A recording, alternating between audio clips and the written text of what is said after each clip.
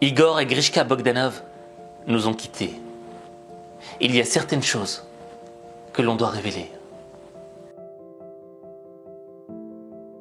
Ce qui m'a vraiment marqué chez les frères Bogdanov, c'est leur capacité à vulgariser les sciences. Ce que je veux dire par là, c'est que quand on était petit et qu'on allait à l'école, il y avait des matières qui étaient indigestes. Il y avait des trucs qu'on n'avait pas envie d'apprendre. Et quand on les apprenait pour un examen ou pour une interrogation, le lendemain, on l'oubliait directement. Parce que ça ne nous intéressait pas. On n'avait pas envie d'apprendre. Or, les frères Bogdanov, ils nous ont donné l'envie d'apprendre. Parce qu'ils nous ont démontré que derrière des choses qui pouvaient nous paraître ordinaires, se cachaient en réalité des choses extraordinaires. Et ça, c'est une des choses principales qu'ils ont léguées. Avec l'émission Temps X, avec l'émission Rayon X. Et moi, c'est à travers cette émission que je les ai découverts. Ils étaient en 3D et en 2 minutes, ils t'expliquaient un truc, et tu te disais, mais j'ai envie d'en savoir plus. Et la mort de ces 2 hommes doit nous remettre nous-mêmes en question. Nous remettre en question sur le fait de qu'est-ce que je vais léguer sur Terre quand je partirai? Est-ce que je vais léguer des billets verts?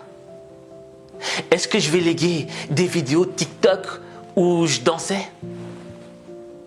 Qu'est-ce que je vais laisser d'intéressant aux gens, aux prochaines générations qui seront sur Terre?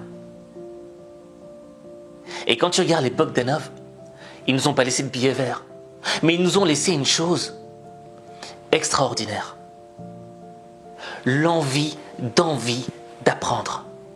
L'envie d'être curieux, de savoir ce qui se cache derrière une chose qui pourrait nous paraître ordinaire.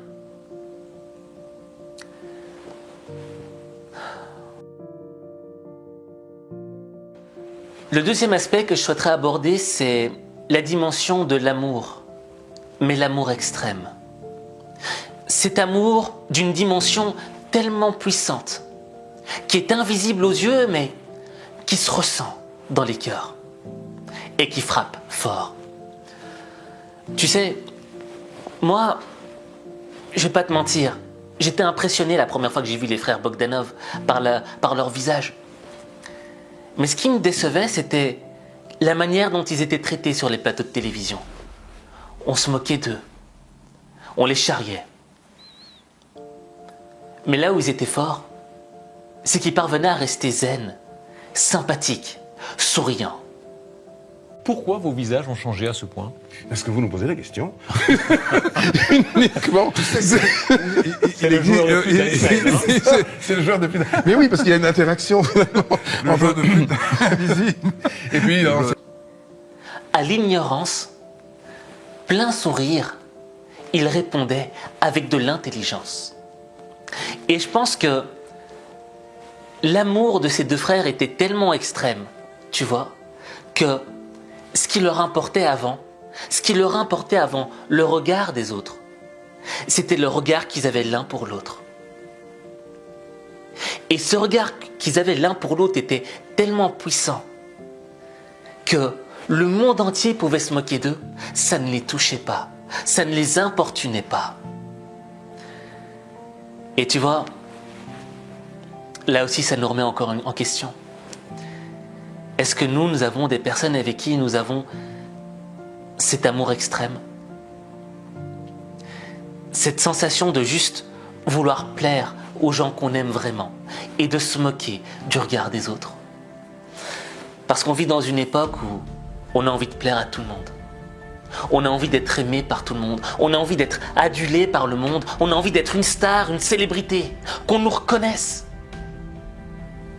Mais quand tu reviens les pieds sur terre, tu prends conscience que la chose la plus importante, c'est le regard des gens que t'aimes vraiment. Et aujourd'hui, ces 2 frères qui s'aimaient vraiment, ces 2 frères qui étaient liés dans la vie, sont aujourd'hui mystérieusement liés dans la mort. Et un fantastique mystère qui nous montre une fois encore qu'ici comme ailleurs dans l'univers, rien n'est impossible.